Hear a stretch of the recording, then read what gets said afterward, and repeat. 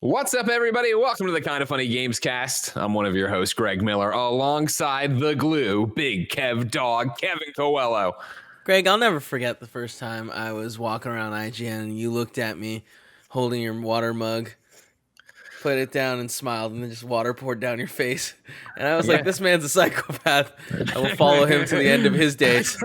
I appreciate, too, you said the first time I did that. I did it multiple times to you because I'm a crazy human being. Of course, joining you is the former Imran Khan. How are you, Imran? I'm doing good. I always wonder, sometimes I drink the water and sometimes I pull it away before I, tilt it back. Sure. And some waterfalls. I always wonder, can people on video see that? And if so, do they think I'm an idiot? I hope not. I hope there's a large percentage of things people can't see on video that we have done or do to each other on these videos. You know what I mean? There's a whole bunch of stuff. I gave up a long time ago. You blow your nose, you're like, this is what it is now. I hope there's nothing hanging out. That's just how it's got to be. This is life now. And then for his rare on-camera Gamescast appearance, it's the boss baby, Barrett Courtney. Without doing it on purpose, I feel like it actually hitting my mouth with liquid is like a 50% chance. You know what I'm saying? Oh, yeah. I'm really bad at aiming. You're taking a shot right now. Oh, okay, success. The Coke Z got where it needed to be. Yeah. Ladies and gentlemen, this, of course, is your Assassin's Creed Valhalla review, parentheses, so far. If you've never joined us for one of these before, obviously sometimes embargoes come around for huge games, and that means that we didn't beat it yet, and this is an ongoing thing, right? Because I'm clear, this is obviously our first time getting together to talk about it. None of you have beaten Assassin's Creed Valhalla, correct? No. Okay, good. Yeah, because it's a huge game and I want to take my time with it as well. So I haven't either. So we always put the so far review tag on there to indicate where we are. But we'll get to all of that. Let me first tell you, this is the Kind of Funny Gamescast. If you didn't know, each and every week we get together to talk about all the things we love in video games and some of the things we hate each and every week on a variety of platforms. The one we always talk about, though, is patreon.com/kindoffunnygames. You can go there to be part of the show. Give us your questions, your comments, your concerns. You can usually watch us record the show live. Of course, we can't do that because of embargoes today, but usually, and most importantly, you can get the show ad-free and you can get it with the exclusive post show we do at least once a week. I think for this, we have, if you didn't know, I'm getting into housekeeping. This is your first Gamescast of Monday. There is another review popping in a few hours that you can check out as another Gamescast. And then on top of that, there is another Gamescast for the second. There's a lot going on this week. Will this one have the post show? No, then I don't think this will. Maybe. Okay, maybe this one will. Wait till the end. To keep you on your toes. We all like to be kept on our toes. If you have no bucks to toss our way on patreon.com/kindoffunnygames, it's no big deal. You can catch the Kind of Funny Gamescast each and every week on youtube.com/kindoffunnygames, roosterteeth.com, and podcast services around the globe. No matter where you get the show, please support it on the other platforms and keep your eyes peeled for multiple of them today. Because the thing, usually you put out one episode of the show, does really well, right? But the more episodes you put out, views actually go down usually. Now, sometimes that's, it's a rise and a fall kind of situation of what's going on and what the games are and yada, It's like a roller coaster.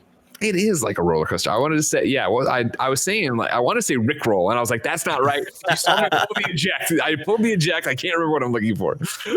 Some other housekeeping for you. Like I said, it is next gen season, ladies and gentlemen. YouTube.com/kindoffunnygames is your destination for everything we are doing with it. Of course, like I said, you have another Gamescast popping on Monday. That's another review that is embargoed. So obviously, I'm not going to tell you it, but you could look back at last week where we have a Spider-Man Miles Morales review, and of course, a review for Astro's Playroom. On top of that, you have an XCast review of the Xbox Series X. You have a PS I Love You review of PS5. That's not slowing down this week as more and more embargoes start to break and games start to go. Of course, catch it all on youtube.com/kindoffunnygames or the Kind of Funny podcast of your choice. Thank you to our Patreon producers, Blackjack, Tom Bach, ALWT Gaming, Kevin is the best Christmas elf, Jeffrey P Long, Sancho West Gaming, and James Hastings. Today, we're brought to you by Honey and Hymns, but I'll tell you about that later. For now, let's get into our Assassin's Creed Valhalla review so far. Barrett Courtney, I want to start with you, and we're going to go around the table really quick. I have two questions for you. Or I guess three, actually. Let's add a third one in there. Okay. How long have you played Assassin's Creed Valhalla? What are you playing it on, and what do you think of it? I'm about 30. I'm right at 15 minutes away from hitting hour 30 of my playthrough. I'm playing it on PS4 Pro. And so far I am really, really enjoying it. yeah, of the modern AC games, like this is a standout to me. Now, when you say modern, are you starting with Origins then? Yes. Okay, cool. Because yeah, obviously, if people don't know, you're obsessed with Assassin's Creed, correct? Yeah, if you don't know, I replayed the entire series, at least the mainline games, this year in anticipation for Valhalla. And yeah, like going from Syndicate to Origins, there was a huge change in the series. And Origins is when they started doing like the more like Witcher 3 style RPG kind of thing. So yeah, of the three, this is definitely a standout for me. Imran Khan, how long have you played it? What are you playing on? Do you like it? I think my save says about 25 hours, and that's probably accurate. I started on Xbox One X. Yesterday, the Xbox Series X version went live, so I switched to that, and I've been playing that since then. Gotcha. Do you like it? So I've never liked okay, not to say I never liked it. I didn't prefer the RPG style of Assassin's Creed over the classic style, but I've ended up really liking this game. I don't know like what it is specifically the hook about this is that gets it like for me, but I'm enjoying this one quite a bit. Okay. Kevin Coelho, how long have you played it? What are you playing it on? Do you like it? So I just looked at the Ubisoft app and I'm at 20 hours. Okay. I'm playing it on the PS4 Pro. Uh-huh. And I am enjoying it, but I feel like a lot of that is really like I have to work for it. Where it just it's missing that little magic that the other one have, and we'll get more into it. But there's certain elements where I'm like, they've regressed in a way that bums me out. But that being said, it still has really cool, like the open world that I love to explore. And I'm all about going around. I've done very little story in these 20 hours. Sure, of course. Yeah. And I think that's the craziest thing is when I have touched base with you, Kevin, when I have touched base with you, Barrett, privately, Imran and I only talk on camera. It's in his contract. It was that conversation of, all right, yeah, where are you? And then I was like, wait, I guess that's a terrible way to put this. Or how long have you been playing? And I was like, that's a terrible way to put this because, yeah, I'm the same way of I personally right now am 20 hours, or maybe it's probably more like 22 hours in. However, it's spread mainly across, this is where it gets really complicated. Stick with me. It is spread mainly across probably 18 hours on my PlayStation 5 save of my backwards compatible PlayStation 4 version. But I am also did some stuff with Xbox where I was playing over on their stream, and I've been playing on the Xbox Series X version of Assassin's Creed over there. And that's where the other time of it comes. So it gives me this really weird perspective, I guess, of knowing what it looks like on Xbox Series X and then knowing what it looks like on PlayStation 4, kind of, but I'm playing it through the PlayStation 5, but it is not the PlayStation 5 version of the game. And that's a whole conversation unto itself, let alone Ubisoft Connect, which we will also talk about in this and everything else. So yeah, 20 hours across all of it with me. Much like Kevin, I feel like even in the beginning, I might have done it to a detrimental effect of cool, where they finally let you loose, like, all right, do what you want to do. And I just did the normal thing where I'm running around synchronizing points and chasing down mysteries. And then it was that thing of like, wait, what am I doing again? Who am I? Like, oh, fuck. And I just started mainlining the story. And that I'm in a similar situation, it sounds like, to I think more Imran, where I like this game and I really like Eivor and I really like the Viking setting and I really like building the things. I just don't feel like I'm in love with it, but I feel like that could happen at any moment because I am still incredibly motivated to play it. I still want to play more. And again, it's Assassin's Creed. It's synchronizing these points. It's fighting these things. It's getting better gear.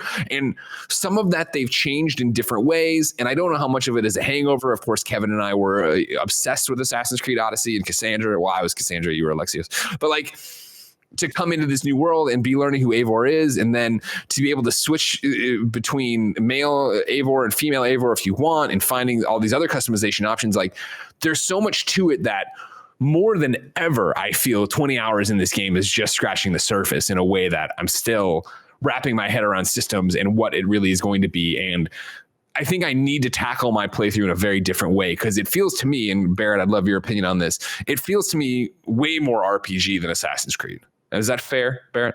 I would say this is because Origins, Odyssey, and Valhalla, in their own respects, are all very RPG in a way. And I think the systems in this game, I think, hone in definitely more on some aspects while also tearing away at some things that Odyssey did. And also to give perspective, this is the team that did Origins. Odyssey was a different team.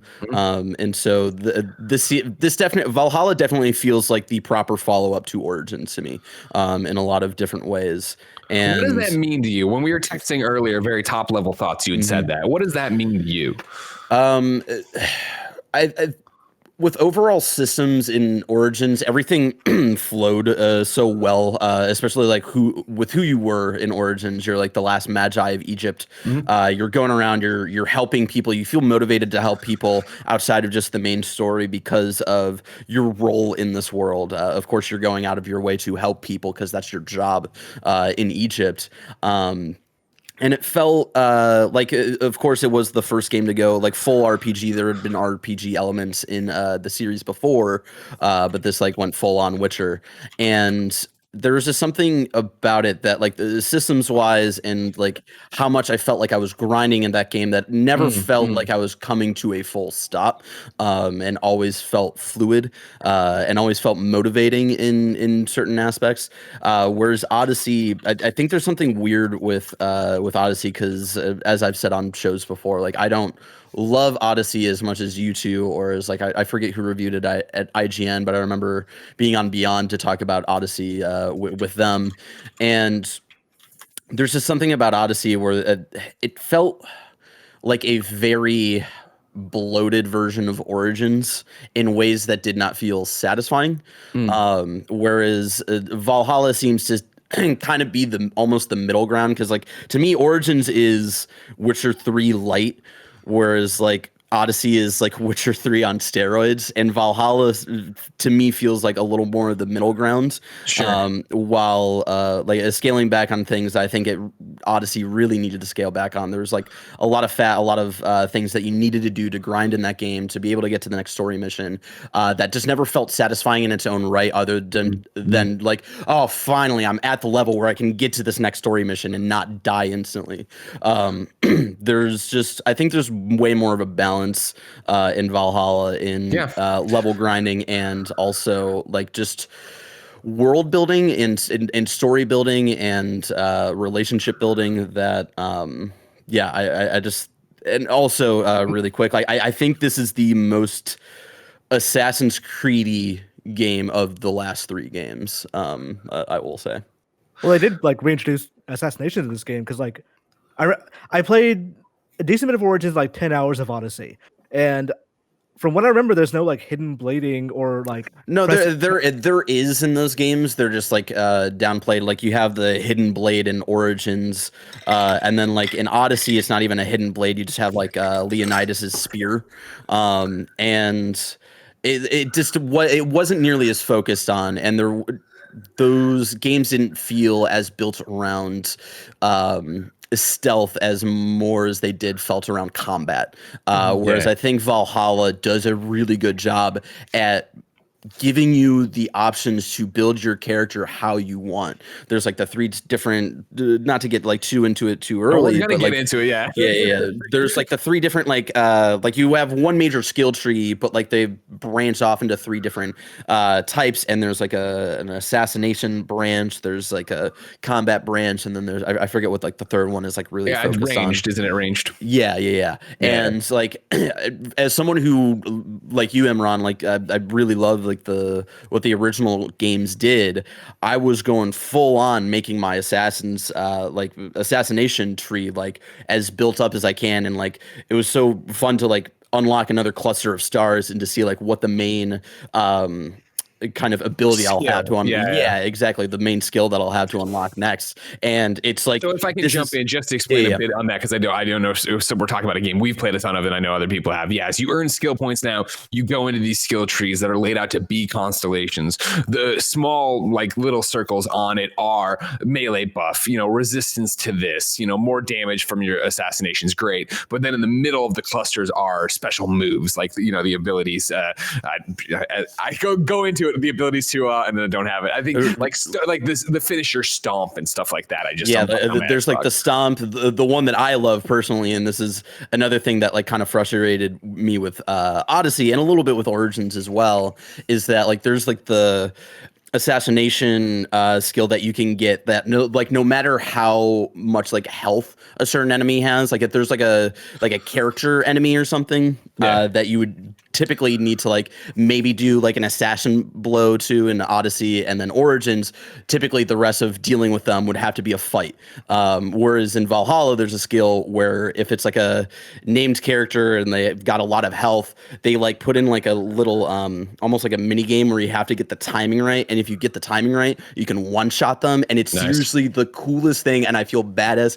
every single time that I do it. There have been so many characters where I'm like, I don't know if I'm going to have like the combat skill to take them on, and I've been able to like take them on in just one hit. And it's, again, I think it's a good marriage of what these more modern Witcher 3 Assassin's Creed games that we've gotten so far, and giving us the ability to have the feeling of what the older Assassin's Creed games did for the fans who've been around for since 2007 or 8 or whatever. There's also just a straight up option in the options menu to like, yeah, when I stab someone, they should die. Like, I didn't even notice that. It says, hey, don't do this because the game's not meant to be played this way. But it's cool to get that option of like, yeah, we know how you used to play Assassin's Creed. If you want to just play it that way, fine. It's not designed that way, but sure.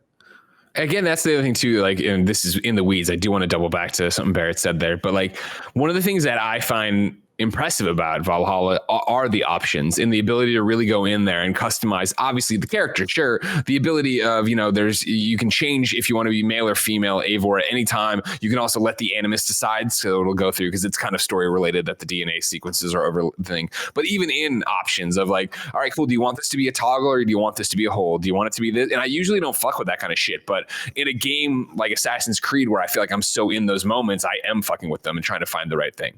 What I want to double back to is something I had said at the top, and I think Barrett went into, where I'm saying I'm still trying to figure out the right way, in quotes, to play this game. And one of the things I had brought up to both Barrett and our friend who was reviewing it as well, talking about it, it was this conversation of, I love the idea of how they're doing the wealth, mysteries, and artifacts. If you haven't paid attention to anything for this game, the idea is that obviously you have your big story mission to go off and do, and then littered throughout the countryside when you synchronize points, or when you use your eagle, or is it a raven? Yeah, raven. It's a raven.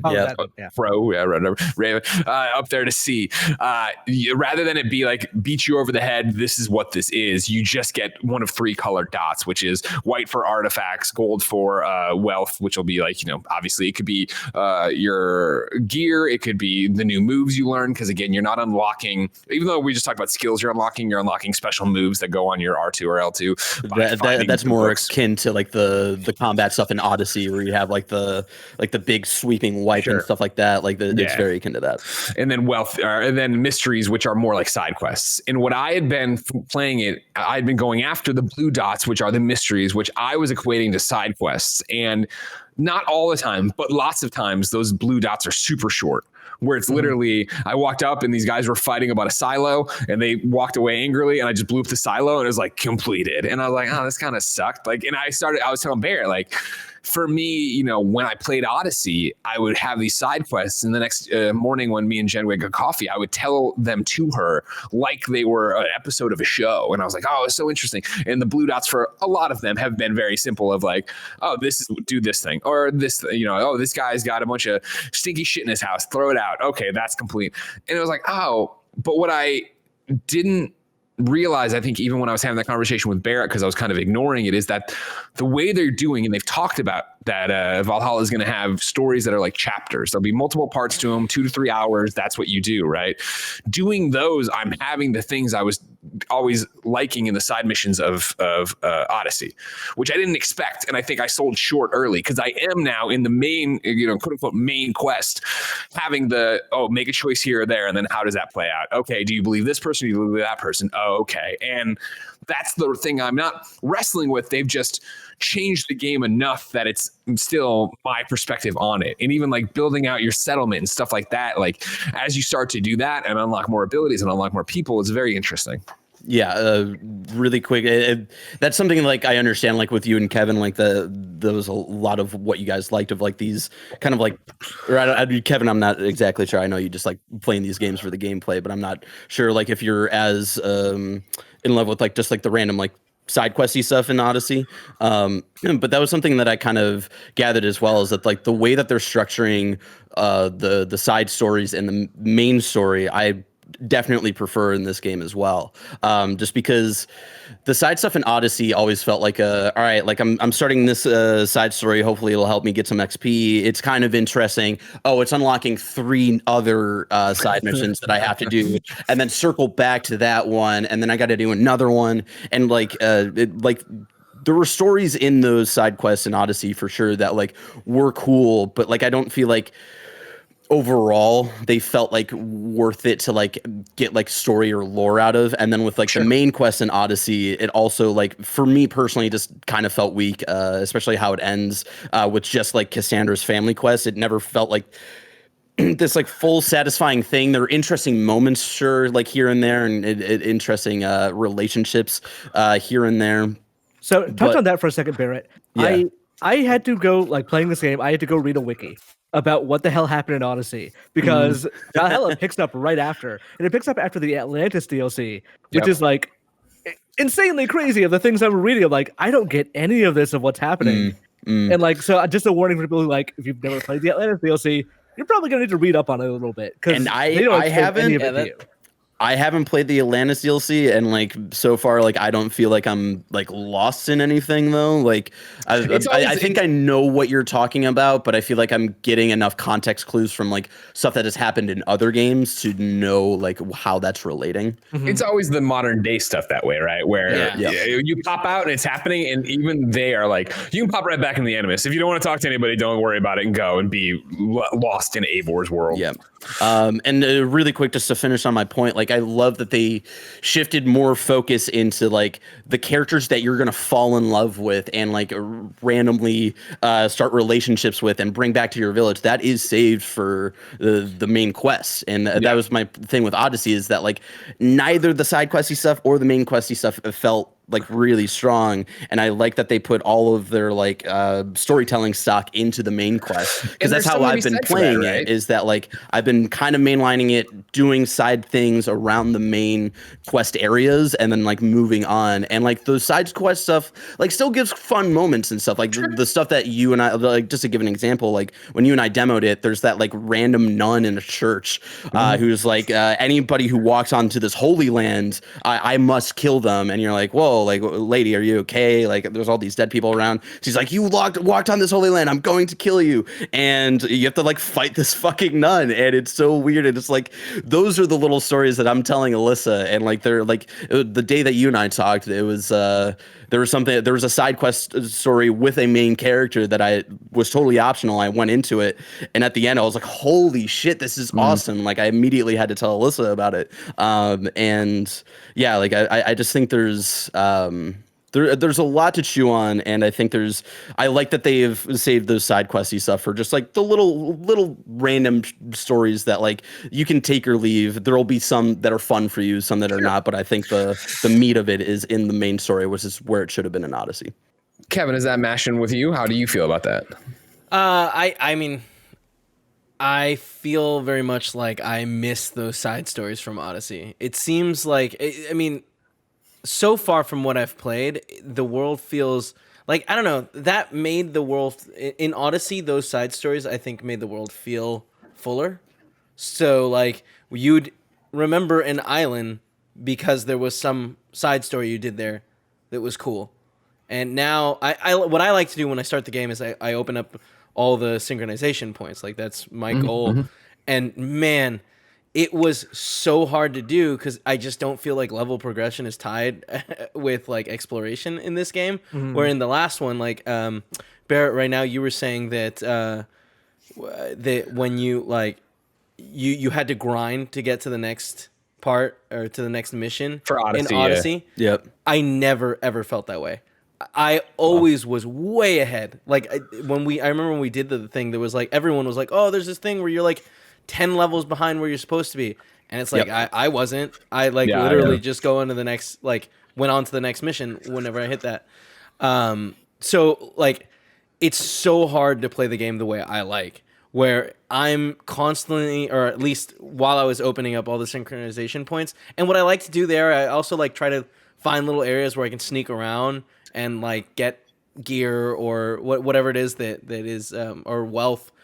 But it's so hard to do when everyone's like level 190 or 120 or 200 something. Oh yeah, I don't even leave. So when you look at the map, right, it'll show you suggested power levels, and it's broken up by region. And yeah, that's the thing of like, there's I'm 77 right now in power level. Obviously, you get this by unlocking those skill points and filling out your tree. And I think your armor, as you upgrade that, I think that plays into it too. But I could be wrong on that. Actually, power level, it does because I don't think it overall power level.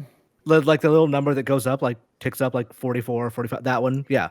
So as you upgrade things, your power level will go up. Yeah. I'm 45 right now. See, I'm 111, and that power level only goes up when I'm upgrading skills. Maybe it was just early on or something. I think because my thing about, and I want to talk about this in a separate thing, so unless we're finished with what we're talking about. But yeah, the gear thing, remember, like, that wouldn't make sense, right? Because you're putting on different gear sets if you want to. And so, like, why would you drop that much? Yeah, that doesn't sound like, I think maybe it was just like, because you're upgrading this gear for the first time or something. I don't know. I feel like I've seen the number go up when I upgrade. Like the gear, each gear has its like own set of like attack, weight, defense, dodging and stuff like that. Those have like their own numbers, and then like there's two different ways to kind of fully upgrade your gear. You go to your blacksmith, who will like upgrade it from like no color to bronze to silver to gold, and then that'll give you more tiers to upgrade through, so you can have essentially more times to upgrade that armor. And like right now, like most of my armor is like silver, my shield is gold, and so like when I get enough materials, I can upgrade them incrementally and have more slots to like make them more powerful overall. I did not understand that at all. Like, you just explained it to me right now. It's like, oh, now I get why something like that just happened. Like, I didn't understand. I guess now, like, I was about to say I haven't upgraded much. Like, I've been using the same equipment basically since the beginning of the game, which same. Ultimate Edition. So like, that's the one Ubisoft gave us. So they gave us equipment that has been working so far for me fine. And I just made my axe more powerful. I did not realize that like, oh, why couldn't I do this as a blacksmith? Is because they wanted me to do this like individually myself, which is, I think, also kind of the complaint I have about this game, is that it doesn't tell you enough. Not even like tutorial wise, but like just basic information I want of, I'm like, okay, there's this raid on the map. What power level is this raid? Should I go check this out, or am I going to get killed? And it won't tell me until I go check it out. Or the first time I saw a zealot, I like, hey, who's that guy? Why is he red? So I shot an arrow into his head, and he just looked at me. I was like, shit, that's gonna go badly. So like, I would like the game to be a little bit more open about these things, but this is kind of like, this is its mantra, is we're not going to tell you how to do these things, and that kind of bothers me to some, especially when it's like, clearly I see wealth underneath this thing, or supplies or something. Like there's a gold light shimmering under the underground somewhere, and the puzzle it wants me to solve is how do you get underground to get in. Like most of the time that's fine, and sometimes it's just completely annoying because I just can't find it. And that is what's frustrating me about this game, is that, okay, give me a hint or something, or like allow me some way to find this out if I can't find this one entrance, because it can be annoyingly difficult to figure out how to get in somewhere. With the raids, I'll agree with you. They're like, typically a raid power level is just the power level of the area. There are enemies like zealots and just like overworld bosses, like the thing that Greg and I fought in the demo, that will be a way higher power level than the area it's in.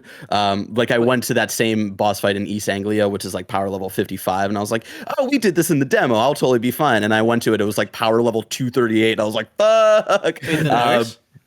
No, not the nurse. There's like a whole mythical quest line. But with the raids, I think they're supposed to be the power level of the area. But there are some raids that are like right on the line between two areas. You're like, all right, what area are you in? Like, are you power level 55? Or are you power level like 300? I don't know. So there are little things like that where I'm like, okay, you guys could have made this a little more clear. So yeah.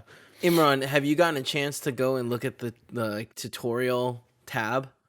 Yes, I did. So like Because most like that is just so fucking detailed, and they have the like little icons above the like exclamation marks, which drive me crazy. Because I like clearing all that shit out. Ubisoft has to get better about that. Oh no! If you go in there, if you go into that menu, you can press L3, and it'll mark them all as red.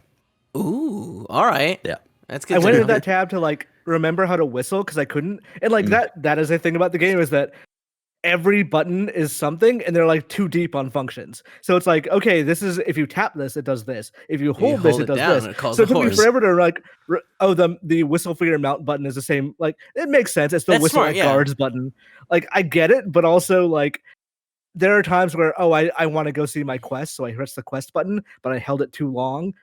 Or so you tracked another quest. Yeah, it's stuff like that. That it's like, okay, this is actually getting too confusing. There's too many things on these buttons. I will agree with you on that. Like the one that's really getting me is like because I'm building my like stealth build in this game. One of the things that I unlocked is like a dead body. I can like set a trap inside of it. So if someone discovers the dead body, it'll explode. But also, and that's holding R3 near the dead body. But also holding R3 is like the kind of a thing where you can detect enemies and stuff like that. Yeah. So if I kill someone in the grass and I know there's a couple people around me and I wanted to try to, quick detect them, I hold R3 and instead of like detecting them, I'm like setting the trap inside this body, which isn't exactly what I want to do. So yeah, there are like several things that have almost the same control, and it gets a little frustrating. But that's really the only one that has bothered me. Pull the trigger for strong attack versus hold the trigger for abilities is one that gets me a lot. Because I'm because you'd want to hold. Theoretically, for a strong attack that takes a while to charge, you hold that button down. And it's just like, I understand after enough time, you just start getting used to it and you know exactly what the game wants. But early on, I'm like fumbling it. Like it's the first time I held a controller of like, I know what you want me to do, but this is like, you are assuming that I've played the last two games and I'm like 30 hours deep into this one and I'm just figuring this game out. So have a slightly easier on-ramp for this sort of thing. Yeah, I haven't run into that, but I turned it on and screwing around here. Yeah, I don't think your gear is equipped to your power level. That seems outside of it. What do we think of the gear system, though? Because this is a dramatic departure from what it was in Assassin's Creed Odyssey, right? Where in Odyssey, you had millions of chest plates and arms and all this stuff. Here you have far fewer that you're then upgrading and getting attached to. Do we like that? I personally hate it. It's one of those things where it's like, I have mostly the same gear. I have 3 different weapons. They're all axes. One's a big axe. And it's just like, I miss the diversity from Odyssey. I have 2 shields. And it's just like, I don't know how I guess the only way to go about going more axes is finding the little like it's wealth that you'll find like weapons wealth? and stuff. Yeah. I've been using the beginning axe for like the entire game. Yeah. The axe that you got from your dad is like my main go-to. Axe. Yeah, me too. But like that's the thing, I really miss the diversity that we used to have. I mean, it's cool that you can have multiple, like you can hold 2 weapons at once, right? Yeah. Like that can be fun, but they all at the moment seem the exact same, with the exception of the dual-handed. I mean, there are a axes. bunch of other ones. They're like I would have to turn on the game, which is going to take a couple minutes. But I have like a bunch of different types of weapons that aren't just axes in the game. Most of them are like 2-handed though, and I want to use a shield because parrying is like my main way of playing that game. So like it's the spear looks cool, but I can't use the spear and the shield. Like the claymore looks cool, but I can't do it's a lot of things of not enough stuff adapts to my playstyle, and it makes the gear leveling system in general is like when I find a cool treasure chest in this like crypt. And it's like, oh, here's a carbon ingot. It's not a cool new piece of armor or anything like that. Or if it is a new piece of armor, like my current armor is already better, and I have to spend so much time and like resources investing in to make this one better. It's like, might as well just roll with what I got. So it's not as exciting to go find new stuff or put on new things that changes my look. Yeah, and that's the one thing I will agree with you guys on is like when you're already so invested in gear, I don't think there's anywhere to sell like any of your like armor or weapons or anything like that, which I think is a huge mistake. I think you should be able to sell that to your blacksmith and stuff because like just to say where I'm at, like I much prefer this system. I think Odyssey was way too like a lot of armor. Again, there's a lot of Odyssey that I think is just unnecessary bloat.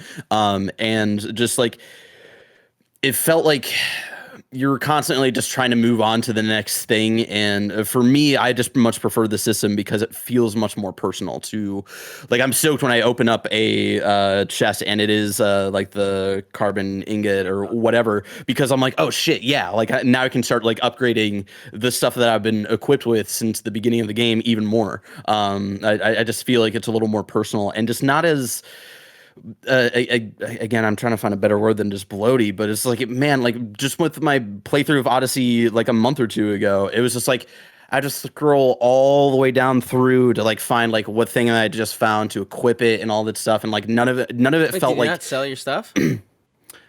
yeah, I would sell things, but there's a lot of equipment that you can't sell in that game though. Like not everything is sellable in that game, and there's just like a lot of the organization, I think, with how much armor that you're getting and weapons that you can find, it just never felt like oh shit, like this is like the next big thing for me to use now. It felt a little more along the lines of Breath of the Wild, which I preferred in Breath of the Wild because I think that kind of fit more and better into lighting a fire under your ass to explore because you know you're going to find like a really badass weapon, whereas like most of the things that you're finding in Odyssey are way too similar to each other, and there's just a lot of it.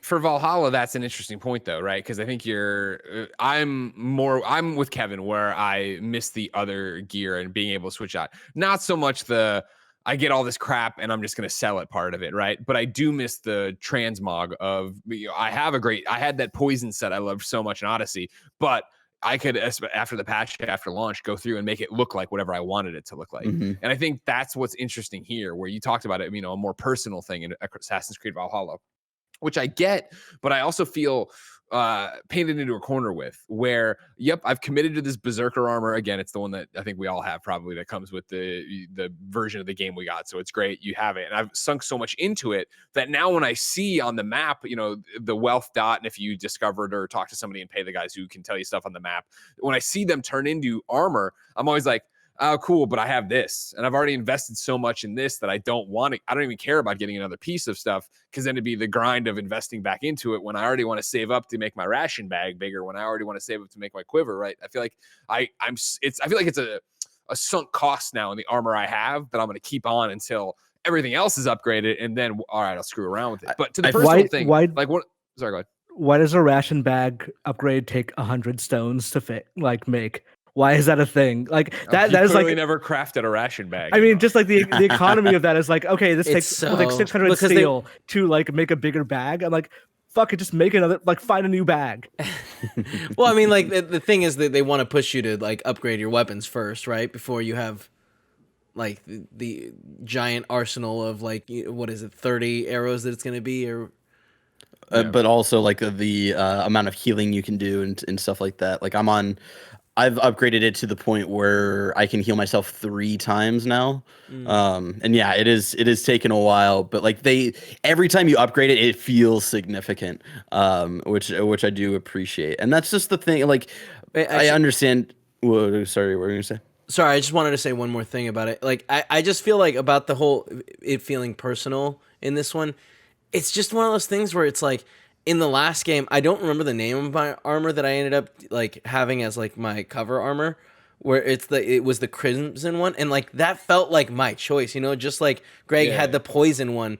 Also, anyways, I miss that. No, I that's miss my that thing too. Is versatility. like I feel like even with this one, the transmog would be great, and then also like to personalize it, the little things of changing colors on things, or changing that. I thought when we and maybe again, I'm only 20 hours into this game.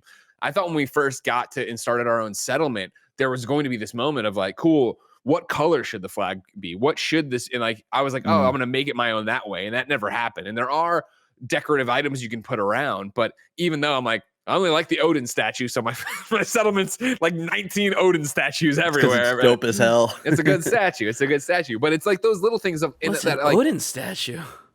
big old statue of Odin, man. Just get out there. You go to the weird dragon thing and say, I put it down. No, yeah, I just That's- have okay. two. I have the arrow and I've got the well. I don't know how I have like Wells 5 or 6 everywhere.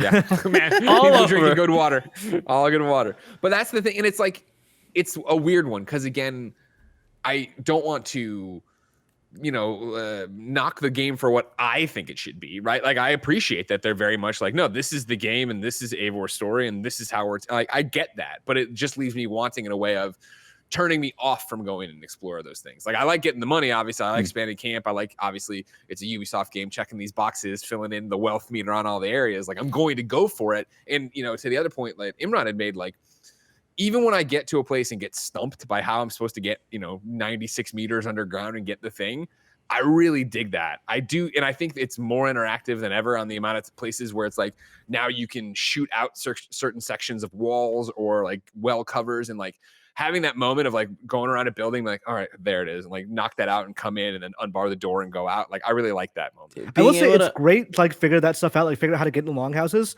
until like the game just doesn't for some like. It's open and free and it'll let you go to places. And there was a point where I fought my way through a fort and just killed everybody, like literally more than 100 people. And then spent maybe an hour trying to figure out how to get into a longhouse. And I just couldn't. I could not figure out how to get in. And I gave up and I came back later and it was a story quest. And you just let in get the story quest. And I'm like, fuck that. That is so annoying that sucks. like they do. And it's one of those things of, there were exchanges that say Breath of the Wild had to make from like traditional Zelda formula to allow you to go anywhere and do anything. And this game tries to kind of have the difference.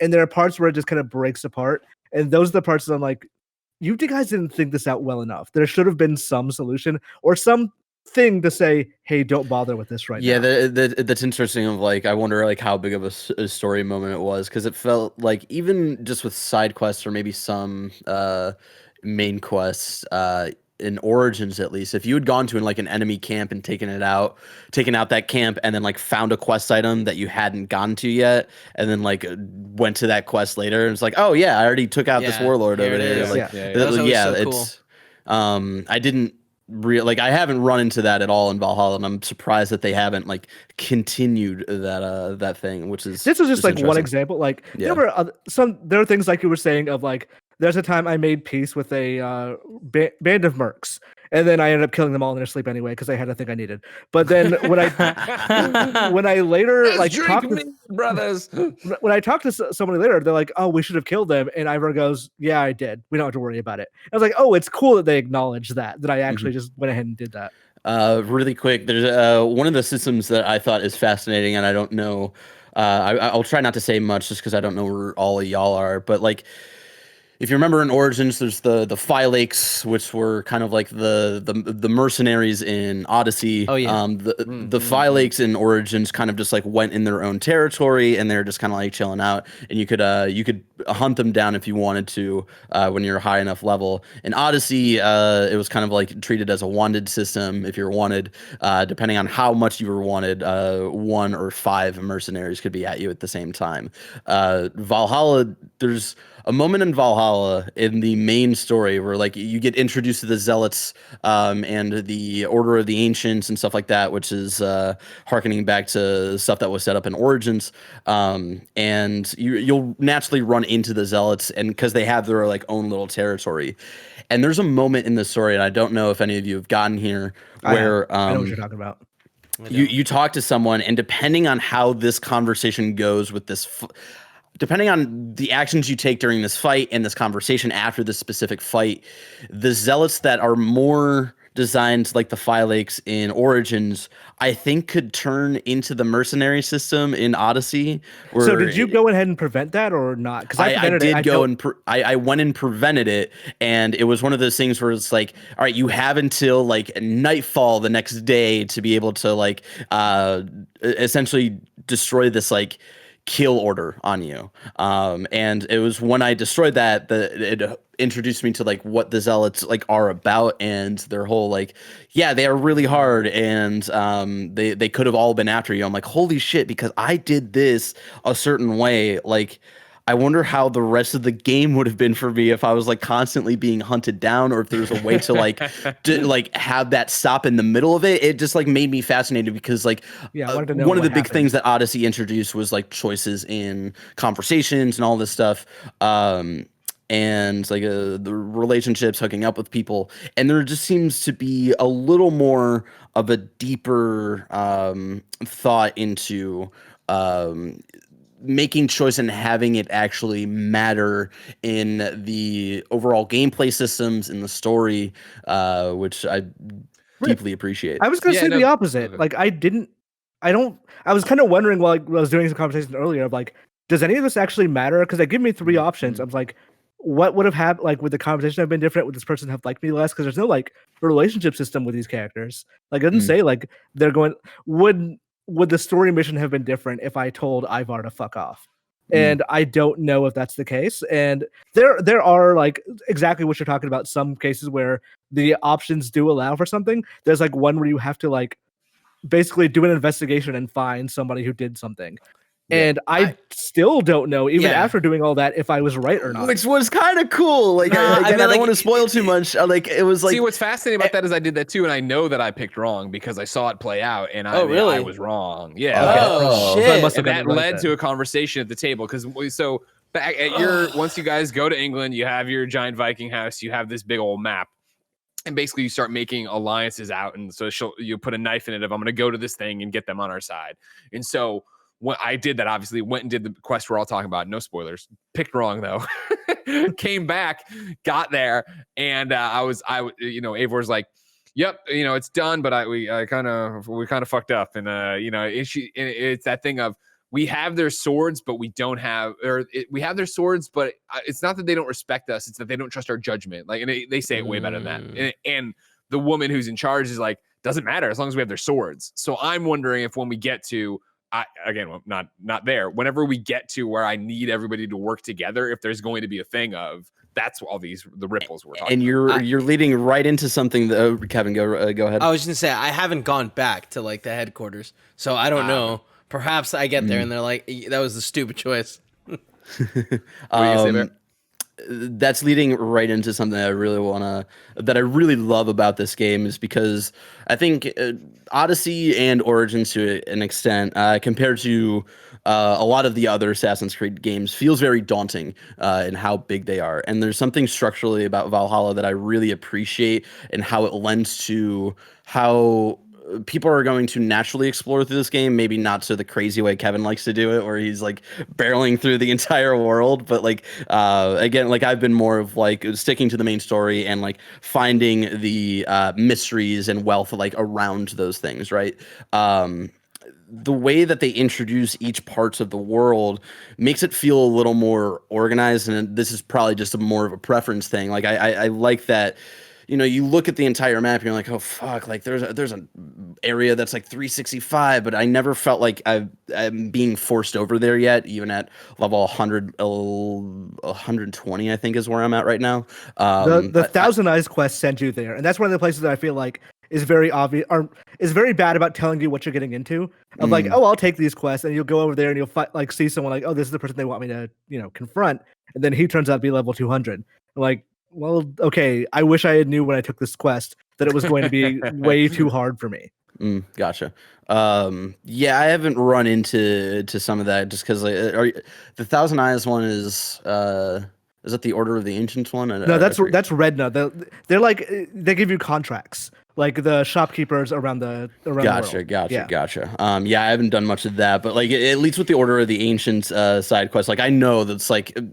At least with how Odyssey worked, with the Cult of Cosmos, it's like, all right, I know I'm not going to be able to get everybody until like I'm this like level up, so I'm not even going to worry about this right now until I can start like killing them all like in a row, except for like the ones that are tied to the main story. Sure.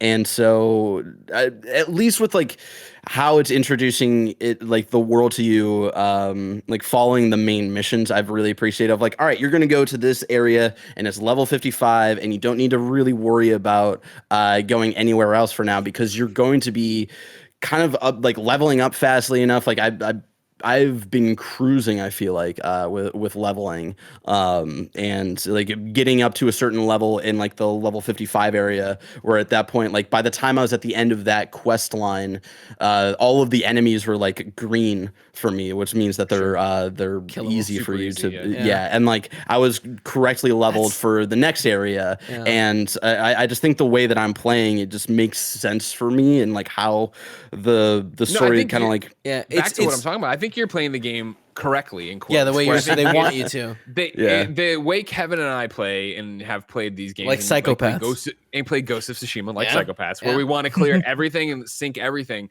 This is very much like, no, we want you to do that, but we want you to do it on the way to what you're doing.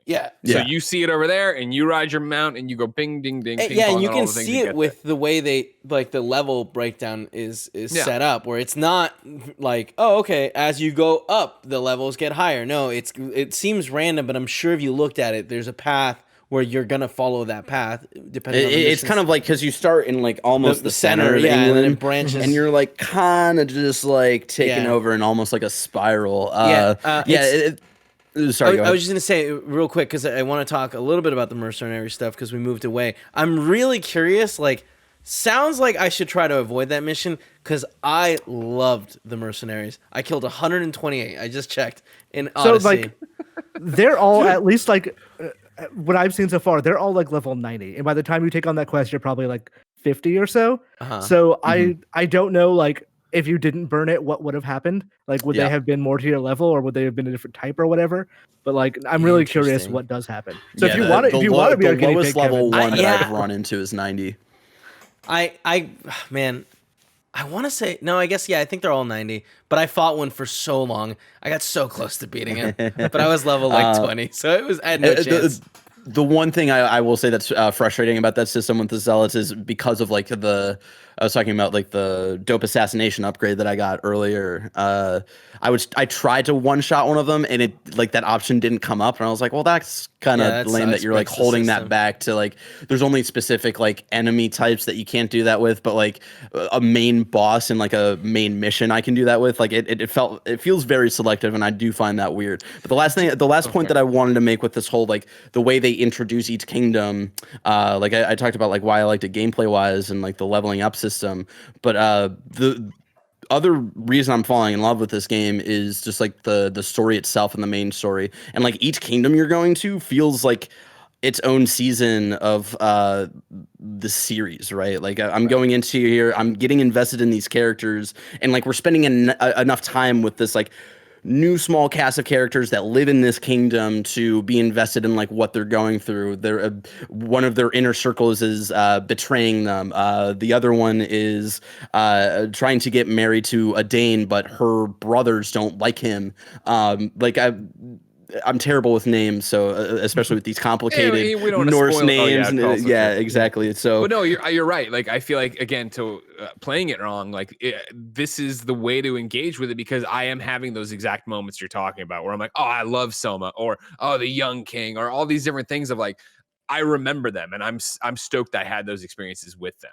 Yeah, and it's cool. Like I'm waiting for that moment, and I'm only 30 hours in. I think like Odyssey took me around this playthrough. It was a little shorter. I think this playthrough was like more like 40. But I remember the first time I played Odyssey, it was like 60 hours for me to beat the main campaign. Origins was like roughly 30 hours. So like I'm interested to see like how long it'll like take to like roll credits or whatever. But I'm waiting for that moment where like you're bringing all these kingdoms together. They're like swearing their allegiance to you, and I'm waiting for almost that like end game moment where they all come together, and like all of these characters that you spent like a good amount of time with, that you have these relationships and stories with, like all come together, and you're like, holy shit, like all my friends are here. We're doing it. I assume they're all just gonna betray me. Yeah, it's the thing, like with the dream sequence he has in the beginning, where it's like, bro cut off his own arm. You know what I mean?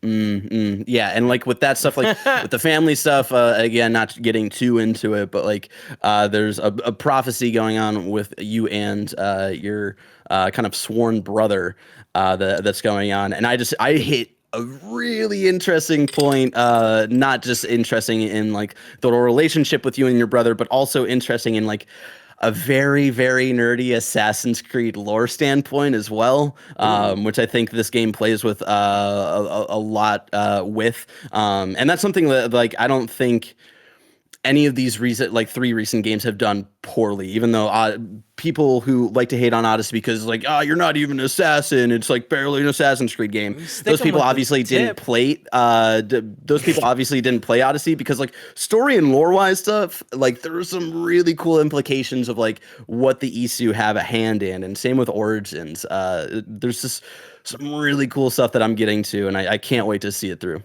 I do like that since this game is like pre-Ezio and like pre-Da Vinci having invented a hidden blade that doesn't take your finger, like Ivor just goes, no, I'm just gonna keep my finger, just put this on the front. I don't care if people see it or not. It's not a hidden blade. That's a great, yeah, I like that interaction a lot, and I like how they're building on that. The one question I have that's tied up in all this that we haven't really talked about is we've talked about the gear and how that influences it. What do you guys think of the combat? Because it is different, and it's this weird thing where I haven't, with the exception of when I've, let's go see how hard level 90 is at level 25.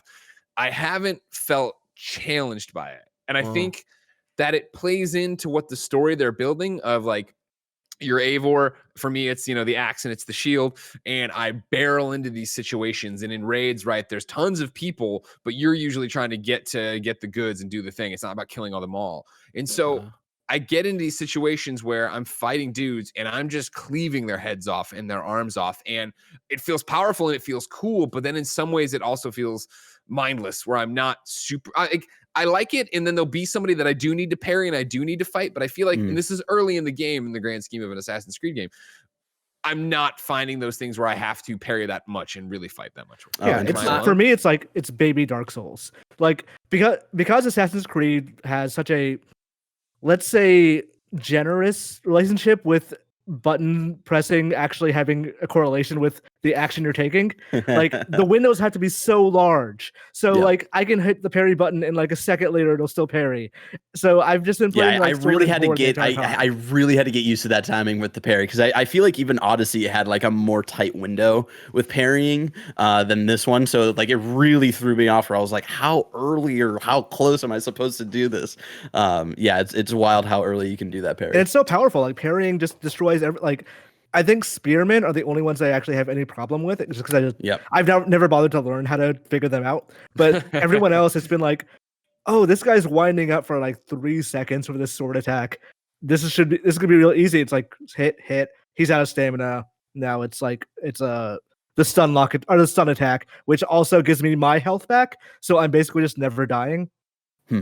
I haven't found like too much difficult. I feel like I'm close to Greg on that, but I also feel like just with how quickly I'm leveling up, like I feel like I am taking on fools pretty easily, but it's also one of those things where I'm going into enemy camps, like I'm trying to play as stealthily as possible. So that's like my personal goal, is to like not get into any fights at all. And like when you are like forced into fights, I do think there is a certain level of like, when you're not doing a raid and you're with your crew and stuff like that, when you are doing solo and you have like 5 guys coming up at you and like there's 4 arrowmen shooting all at you at once, like you can get easily overwhelmed. I do think it's definitely about, I think, their quantity. They throw quantity at you, which again makes sense. And again, how I'm building out my Eivor, where I'm going full on red bear trees, right? Which is melee damage and melee resistance. So I'm meant to be this, I like to go in there and get them that way, which is cool when you think about it,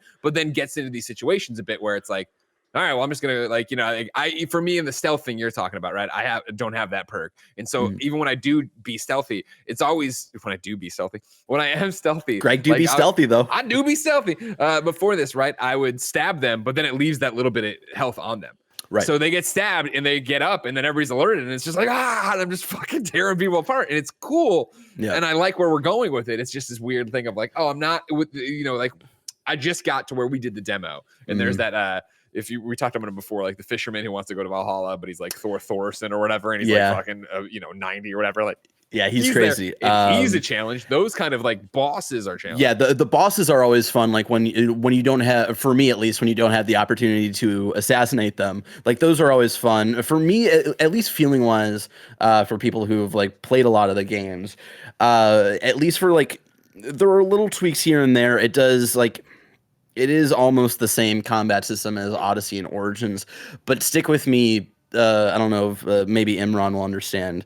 It feels like a more quicker and faster version of Odyssey and almost like attuned to Syndicate in a way, where Syndicate was fast and you're taking down a bunch of dudes all at the same time. And it feels like ferocious, and you're swiping off heads, and you feel like a fucking badass with like how quickly you're taking people out. And like that's like by the time the series got to Syndicate, it was all about chain assassinations. That like you Yeah. want to drop down in a So much crowd and just like kill one person, and that just led to everyone dying around you. Yeah. And like but like chain assassination in the way that wasn't as easy in Assassin's Creed 2 and Brotherhood I feel and like stuff Odyssey like that. did that really well, where you could like Throw keep the it spear, going, right? yeah, and keep it going. Well, I mean, I guess that was really easy because you do like 4 or something when you throw the spear. Yeah, you could upgrade. Yeah, you could right? really chain But, that up. It's funny, you guys like all have a very different experience than I do. Where like I'm getting the shit kicked out of me, but I keep going to areas that I shouldn't be going to. Yeah, no, I You're stick with playing where I the should game be. very wrong, Kevin. Well, I mean, I'm still getting through stuff. Also, I set the game difficulty for whatever reason to hard. And You can dial it down, can't you? Yeah, you can. You totally can. And like I don't know. It's also modular. Like you can set like stealth, combat, and Well, stealth so I was and gonna combat say differently. I set the stealth to the hardest, and I gotta say, guys, it's been a lot of fun. Like I just did a mission, and I've been like barreling through things, but like for whatever reason, the mission that I just did, you're supposed to kill a priest in a monastery, and I was like, oh, I'm gonna do this as stealthily as possible, because like you send your bird in there, which it doesn't mark things. I guess I can do that. Maybe, hopefully, we can do that in the upgrade tree. You can. It's not an upgrade. You can mark specific like items. You can't do the whole tagging system. Yeah, I missed that. Like I you like could the in tags. Origins and Odyssey, which again is like what I've been saying with Valhalla. There's more of a marriage between their most recent Witcher 3 style games and like what the original Assassin's games did, because like the way you tag enemies is much more akin to like the Eagle Sight. And, when I was doing Black Flag. stuff, when I used to tag people and then I'd be like, all right, I'm gonna stealth stuff.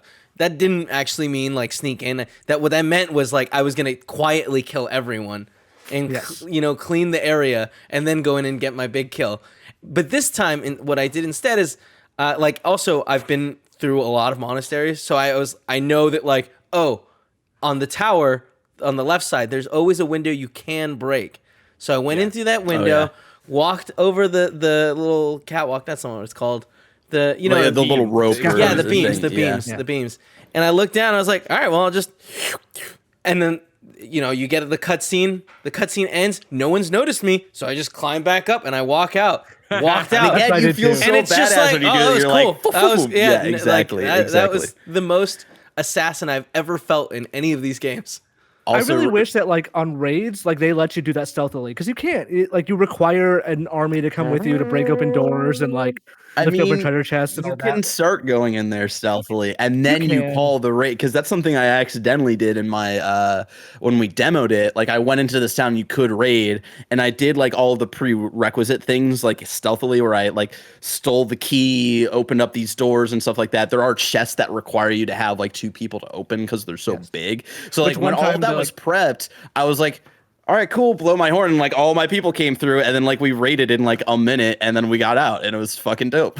One time the game glitched for me, and like they didn't come, so I just couldn't open the treasure chest at all. It's like For me, it wasn't that it glitched. It just I climbed up the wall or whatever and did something crazy to get to where we were, and then they took the normal route. So I was a female Eivor at the time, and I went to the door, and I was like, "Help me with this." You just sit there. And it just sat there for like, I let it sit for like a minute, and it was like, I pulled away finally, and then somebody rounded the corner to come help me. I'm like, all right, let's do it Gotcha. again. Come on. That is a frustrating thing that I've run into as well. It's like they should just spawn someone right there to help you. Yes. Like that seems like a simple Just like solution. actual characters too, like they're because so I've been playing the game Connected online, and you can pull in other people's like Yam's Viking. Yeah. Like I don't know if they're any stronger or any different in any way, but they are actual like design characters, I guess. Yeah, you can like Yeah, you like create a randomize character, like your main one, which was really cool, and then like also like people that you meet throughout like the different kingdom storylines. Like you'll pick up people, and it's cool. Like I like went in and like put all of my lieutenants as like people I've met in the main story who I like felt a connection with and stuff like that. I like that. That's similar to what Odyssey did, but like the majority of people that you picked up in Odyssey were like kind of like randoms until like the very end, where you could like recruit your family as like your ship lieutenants. If you did side missions, occasionally you could get them to come with you and join you. Yeah. But Imran, I noticed this it was one of the last things I did before I shut down today, where I was in a random city and I met some dude, and it was like, this guy's whatever that word is, like second in command, wants to come and work for you guys. So that's like actual people's? Those are actual people. Oh yeah. Oh, that's cool. I saw like Zoo videos, like whatever character somewhere, and like I hired them. So now they work for me, and I can put them on my boat to like come around with me when I want to. I think depending on the equipment they give them, they might be like stronger based on that equipment. Yeah. But like otherwise, they're not all that different from your actual AI crew. Right. Really quick, the last couple story things I just want to shout out. One, I love how trippy some things are. If you know Assassin's Creed games, and no spoilers, but no spoilers, but if you know the kind of like when you assassinate someone and you do the whole conversation with them afterwards, like Origins did it really well, where you do a main assassination and like it kind of harkened back all like they didn't do it that trippy since like the first game, where like you start off and like you're kind of like holding them on the ground, and like you would talk, and like when they would talk, like they would be standing up and like shifting all around you and stuff. Like it's not exactly that in Valhalla, but there's still some equally like, what the fuck is going on here lore wise? This is so cool, because remember, like this is before Assassin's Creed 1. They're not called assassins yet. They're the hidden ones, and so there's just like a lot of like little things where I'm like, how I think I see where these pieces are coming from that have been set up in previous games. Like, how are they going to come together here, which I'm so excited for.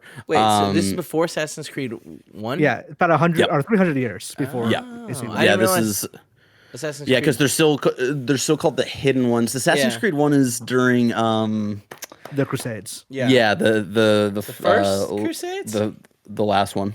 The last Crusades. Yeah. And so Indiana Jones and the Last Crusade. I was about to make an Indiana Jones joke. So yeah, this is somewhere in between Origins and AC1. And then oh fuck, there was something else. Just with the mysteries, I'm surprised of like Greggy, like you haven't found a lot that like you're like, oh cool, that was a cool moment. Like the one that I want to shout out is like these kids found like what they thought was a dog, like trapped in a well, and I went to go help them. Found out it was a wolf, and it was very scary for a second. But then I found out the wolf was domesticated, and it was like kind of cool. And now it's just my friend, and it hangs out at my. I don't think you can name it. You get a choice. You can. There's like 3 options. It was whatever like the sound, whatever the sound. Yes. That one. And like Dwarfka, and like it just hangs out at my camp, and it's also an ability I have a where cat. you can like. Oh yeah, you can like recruit my a cat. boat? Yeah, and it like hides in like the little like nook. It's really dope. But like that wolf hangs out at your base, and it's also an ability that you can equip where like if you hold like L2 and like bring up your arrow abilities, it's on like circle for me. You can like bring your wolf, and it'll like sick itself onto whatever major enemy you're fighting, and it's dope as hell. Like by the way, like it's not just an ability, like it's an ability that I have like a story with as well now. Did you go to the stable and change your horse out for the wolf? No, what? You should do that. what? You can ride a big wolf around. All right, where do you find the goddamn wolf? You guys have to tell me right now. You have to build the stable first. So this is my stable's all built up. Again, I think this is like a Ultimate Edition thing, but you can change your horse out for a wolf. That is dope as hell. I don't think I got the Ultimate Edition. Do you have Berserker armor? I don't know. I'll have to go see. Yeah. Because they definitely don't have a all of our codes were Ultimate Edition except Kevin. Except for Kevin. There was one more story thing that I wanted to shout out, but I'm like Well, here, kind I of want you blanking on it. But I whatever. want you to think about it, Barrett, because right now I want to give you a word from our sponsor. This episode of the Kind of Funny Gamescast is brought to you by Honey. I don't need to read this ad because I use Honey all the time. What Honey is, ladies and gentlemen, is a little extension you install in your internet browser of choice. And then what happens is when you go shop online, which I do all the time, you check out, and that little thing that says promo code, the little Honey dancing coin drops down, and he runs all the different promo codes you could possibly insert there to find you the one that'll save you the most money. The best news is that this is absolutely free. You don't have to pay for Honey. It installs in 2 clicks. You put it on there, you start saving money. And if you log in like I do with my Gmail, you accrue Honey coins that you can then use for gift cards. Now, let's look at the ad and see what I was supposed to say and if I said the right things here. Because it's that 2 easy clicks, like I already said, right?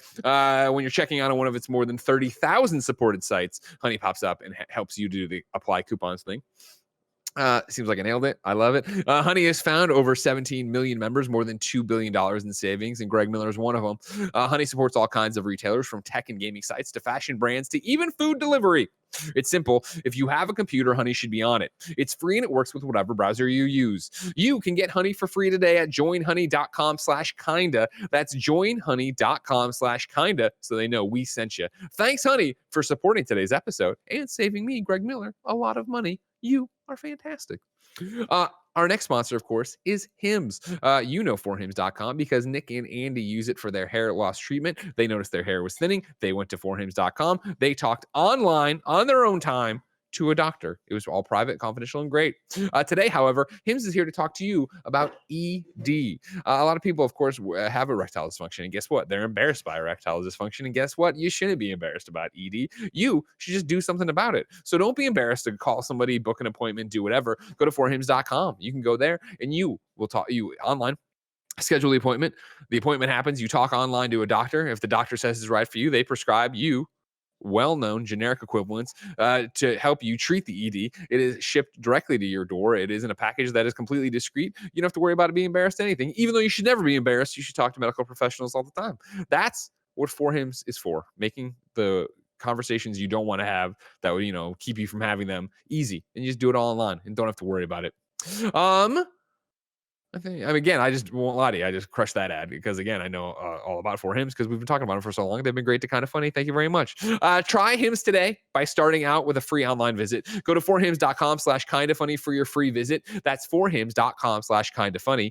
forhims.com/kindafunny. Prescription products are subject to medical provider approval and require an online consultation with a medical provider who will determine if a prescription is appropriate. See the website for full details and safety information. Remember, that's forhims.com/kindafunny. All right, did you think about it, Barrett? That was like you had 3 seconds on our end. In real time. No, I'm kidding. Think about it some more. What I want to talk about is something we haven't touched on. That's performance. Like, we've talked obviously about this game. We haven't talked about how it actually runs on either the PlayStation 4, Xbox One X, or Xbox Series X. Imran, what have you seen performance-wise from Assassin's Creed Valhalla? On the One X, the actual gameplay is fine. It runs at like 30-ish, I would say, and like it looks nice, but like during the cutscenes especially, there was just really bad performance drops, like going down to single frame, like occasionally during conversations, and when people are moving around, there were a lot of people in like a party scene or whatever. My Google apparently okay. I was very confused for a second. But like on the Series X, it was 60 frames per second, much better. Image quality was great, resolution's great. The Xbox One X version, like obviously this feels like a next gen game that they like ported back a little bit, but it is I think that's been my experience of playing on PlayStation 5. Again, though, I'm playing the PlayStation 4 backwards compatible version, so I'm playing the PlayStation 4 version. I was like, oof, like this doesn't look bad. Don't get me wrong. I'm not saying it looks bad, but it didn't look great. And it was that thing of like, oh man, like, all right, cool. I did a lot of messing with the lumens and whatever, trying to find the right thing to get the right attention. And then even in cutscenes and especially in actual in gameplay moments, it was just like, all right, this looks not sharp. It's fuzzy to an extent or whatever. And then, playing on an Xbox Series X, I was like, holy fucking shit. Like, and it's, a step up, but it is the frame rate, it is the detail, it is the textures, it is the cloth physics, it is everything you expect from a next The gen. loading, especially. The loading, Dude. for fast travel, boom, gone. The loading on the PlayStation Pro, it's not good.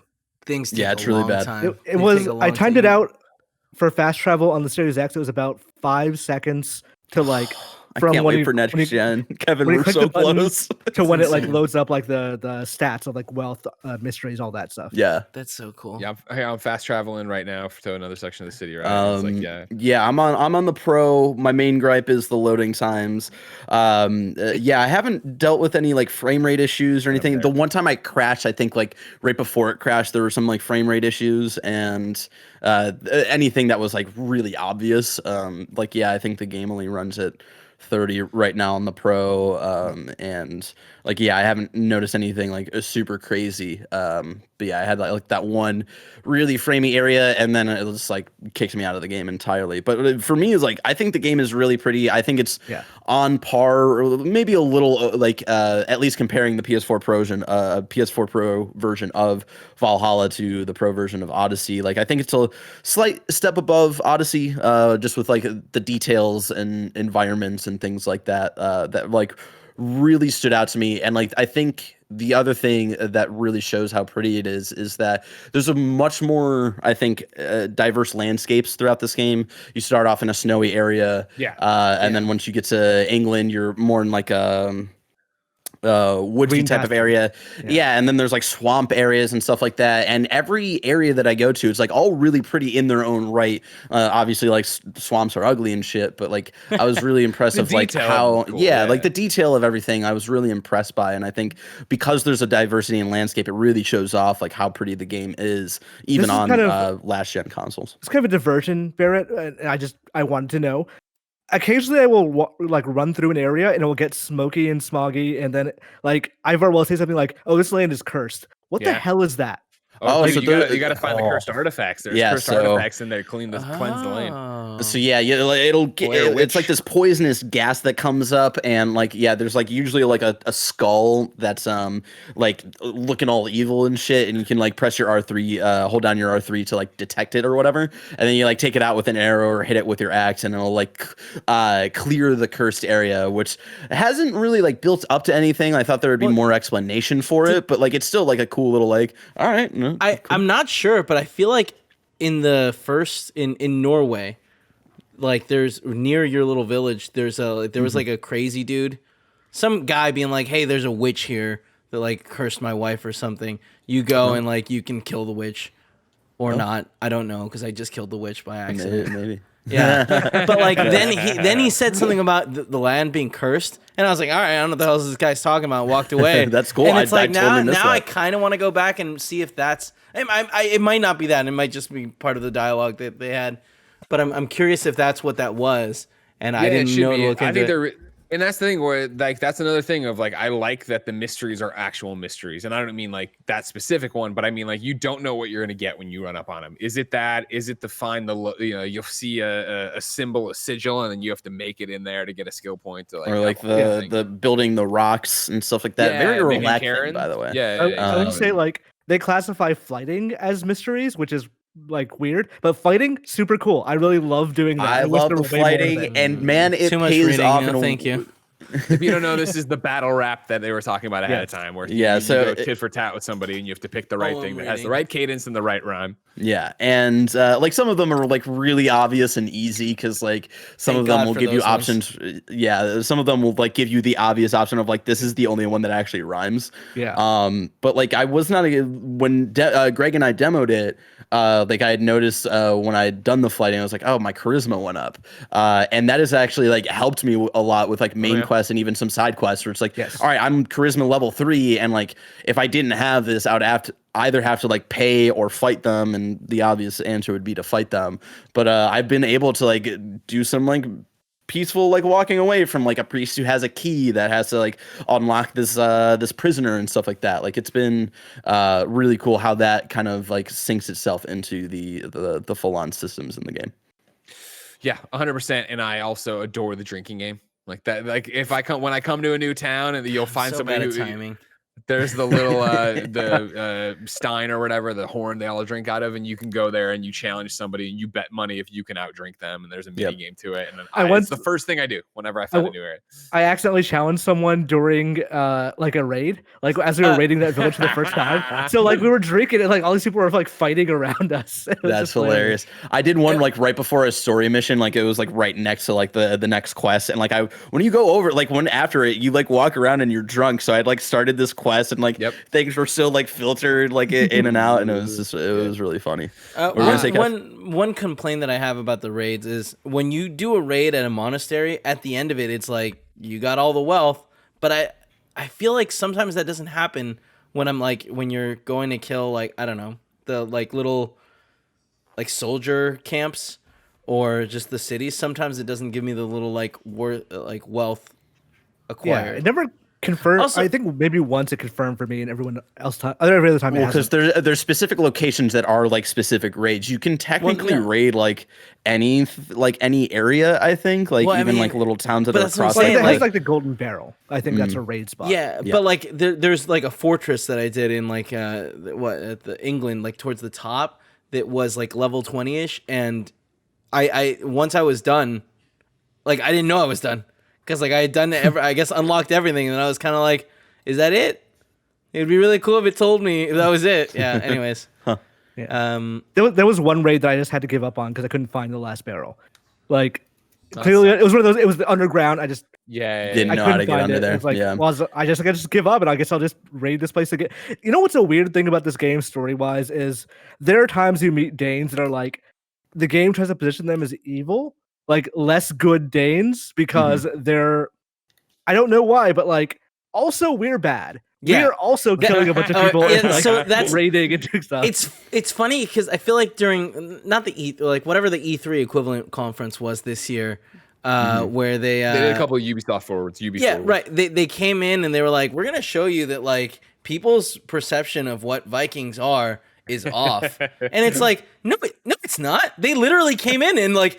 They're like, oh, we got to build our city. Let's go steal stuff. And it was like, well, how is that changing my views? Maybe it'll change later on. They have children. Yeah, I get it. Like the bad people are human beings with like kids. That brings me to the thing that I was... Hold on, Barrett. Like, when I raid a village, like I burn it to the ground, like and I get that that's my choice, but like I feel like that's what I'm supposed to do. Like I'm throwing, I'm lighting, throwing torches or lighting my arrows on fire, and I'll accidentally kill. Well, sometimes I'll purposely kill someone that's standing in the wrong place, and it's like, oh, it'll desynchronize if you keep killing civilians. I was like. Yep. That's not how history went, guys. Yeah. That's not how history went. Ivor didn't kill civilians. Like, yeah, she did. Sure? She killed like so many. Yeah. Wait, one last thing. Let me just get this out because I meant to say this way earlier.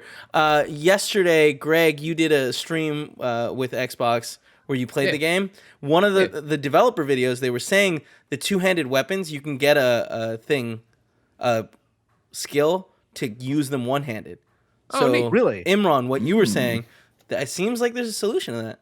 Okay, I gotta find. It's not. I've not seen it on my because I've been building towards the skills basically. But I should look into that. I imagine it's like one of the red tree ones. Maybe, that's all but if I'm wrong about that, I'm sorry. I didn't mean to be wrong. What we were just talking about, though, like led me into the thing that I was trying to think of earlier around the ad break was the main story has me interested in Viking politics more than I thought I would be, and just like the different clans and how they're deciding kings and the relationship to Saxons and stuff like that. Like I'm again very, very intrigued every time I go into a kingdom and like why is this group of Danes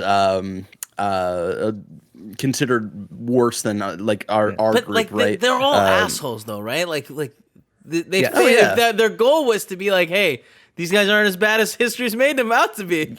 I feel like they're failed miserably. Yeah, and again, like I've gotten to some story beats that I think is going to maybe open up to like our true intentions of coming out to England and stuff like that, which I don't want to get too into just because of spoiler but stuff. Again, but like regardless of what it is, it doesn't change the fact that we got there and immediately we're like, we need to rob and steal things it's from nice people. to be off this boat. We found this place. Let's go get all these other places. Go raid these people. And again, it's also like, the other thing is like the relationship between Saxons and Danes and trying to some of them at least trying to share this land, and like they're and some of them attacking each other because of their religious beliefs. I think there's a lot of like interesting as someone who's not religious, I find it very interesting of like these two very different religions having conversations about like what they believe in. And there's like a funny conversation about like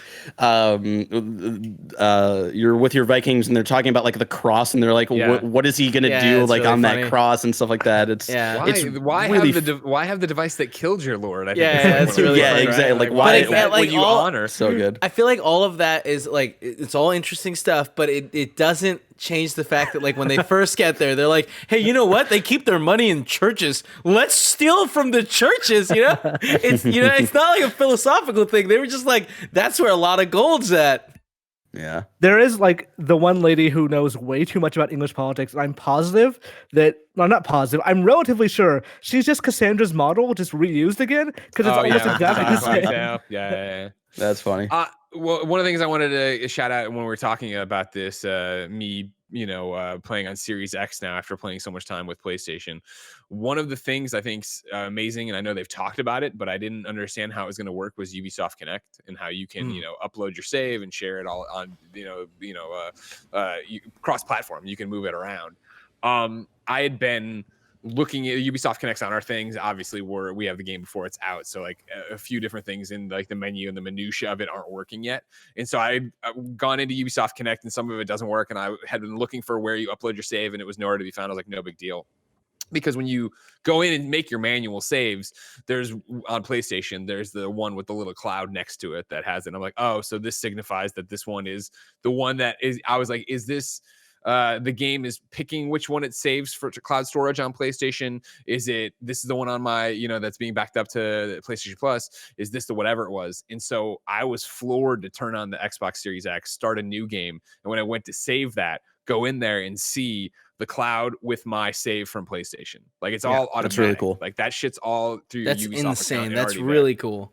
And the way Ubisoft is PlayStation save on it. my Xbox right now, and when I'm done with it, I save it and turn it off, or I don't even know if to turn it off. But once I save it, it's uploaded to the cloud. I can put it back on PlayStation. That's awesome. Yeah, I had downloaded the game to my Series X a couple of days ago because I had thought it was live then. It wasn't.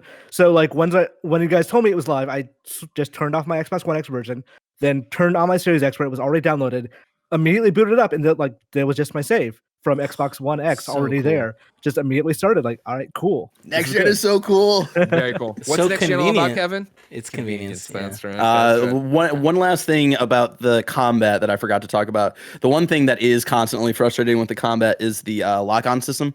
I feel like constantly it's very finicky. Even with like people that I do have locked on that I do want to fight, like Eivor will start fighting someone else. It is the one like. It's like one of the few sore thumbs I find in this game is like they got to try to update that. Maybe the day one patch will update it somehow. But yeah, that's been like the most finicky thing for me. I was mid combo on someone today, and Eivor just turned around and like finished the combo on someone else. Like no, I was trying to kill this guy back there. Yeah. I stopped using it, but like it's necessary for certain skills, like the ones where you're throwing the axes and stuff. Or like the one where you jump up and like come dive down on him, where I just like I did that to no one, and I was like, all right, I guess I'll use that skill. Feels like there must be Mjolnir in the game, like that jump up and like crash down thing. I feel like there must be really like that hammer. And then one last thing about the graphics and like how it looks on the PS5 compared to the other consoles. Watching Greg stream it on the Xbox Series X, it's just like, oh man. I'm not getting an Xbox, but if somehow I get my hands on it, I'm really happy I can transfer. Well, again, keep in mind like that. I can't wait to compare Xbox Series X to PlayStation 5. That's the other thing we don't know, right? And we know the partnership between Assassin's Creed Valhalla and Xbox has been there for a long time. So I'm expecting, to some respect, what we're seeing. I think that the Valhalla upgrade. Right? The Valhalla upgrade will be available day one for PS5, though, right? 100%. Yeah. Okay. Cool. And I think what Imran said earlier is I agree with that. This is a next gen game that was just pushed down to PlayStation 4 and Xbox One X. Like the way I it think loads, you can feel that. Yeah. Next gen is the preferred platform for this, so I'm expecting the same out of the PlayStation 5 version. Whether it will be or not, will remain to be seen. But I think, as we called this at the top, right, this is our Assassin's Creed Valhalla review so far. I'm far from done with this game, and I'll be kicking tires when PlayStation 5 comes around. So I guess that's the question to end on here. We started this like, we all like it. Do we love it? I don't know. And Barrett loves it, but it was that thing we've now talked for like basically an hour and a half about this game. Like, Imran, you're going to keep playing? Yeah, for sure. After how disappointed I was with Watch Dogs Legions, I thought I was like, maybe I'm just done with Ubisoft Open Worlds. But no, this one's fun. I'm definitely going to keep playing after I'm done with this review. Kevin, you going to keep playing? Oh, for sure. At least another 90 hours. I know why you're laughing. Barrett, I assume you're going to play through it all. I mean, the entire time we've been talking about it, I've been wanting to just turn around and turn it back on. And that's the thing about it, right? Where I don't know what the difference is for me, where I think Cassandra and Odyssey hooked me so much from the beginning on, wow, this is a breath of fresh air for Assassin's Creed and for how they tell their stories and for this character. And Eivor's story, I think, starts so well. The prologue is so good and gets you right off onto it. But then it, kicks you forward 18 years or whatever. It was a little bit of this. And then I hadn't found the groove for it. But like I've said multiple times in this, I think I have now. No, it's I like think, 12 years. I think it's like 18 months. What? No, it's pretty sure I've played this opening like 3 times. And when you go after the first guy, he goes, how many winters has it been? 17? 18? Oh, you're right. When she's a kid to when she's like actual like adult A4. Gotcha. Okay. I thought you were talking about going from Norway to England. I was like, I don't think that's that was 8 days, I think. Yeah. Okay. The prologue trophy pops at the end of when you become the wolf kissed. So that's what I was talking about. Like, I have it open right here, and I look at it, and I can't wait to still go do that stuff. Yeah. My thing that I'm interested in, like, I definitely like want to get through the story. Again, I just hit stuff in like my last play session playing like right before we started recording this, where I'm like really excited to see what the rest of the story is with your family and like your specific Viking group and the lore that has been set up with assassins, with the Isu gods and all that stuff. I'm interested with some of the similar systems that this game carried over from Odyssey, if I will still want to do those things. Odyssey, there's like 2 other storylines in Odyssey that are available after you complete the family storyline with Cassandra, and those two like story beats take a while to get through because there is a lot of grinding to be able to be level, to be able to murder a certain character and stuff like that. And I'm wondering if I'll feel tired, once I beat the main story here, if I'll still feel motivated to do those same systems in this game. Because like Odyssey, I had to do it for IGN because I was working at IGN at the time. So like we needed the capture of like the actual ending of Odyssey, and I was exhausted by the end of it. So I'm interested to see like, I put 80 hours of into Odyssey in the span of 2 weeks, and I think that's a big. In 2 weeks, Kevin. In 2 weeks. I think I did 110 in 2 weeks.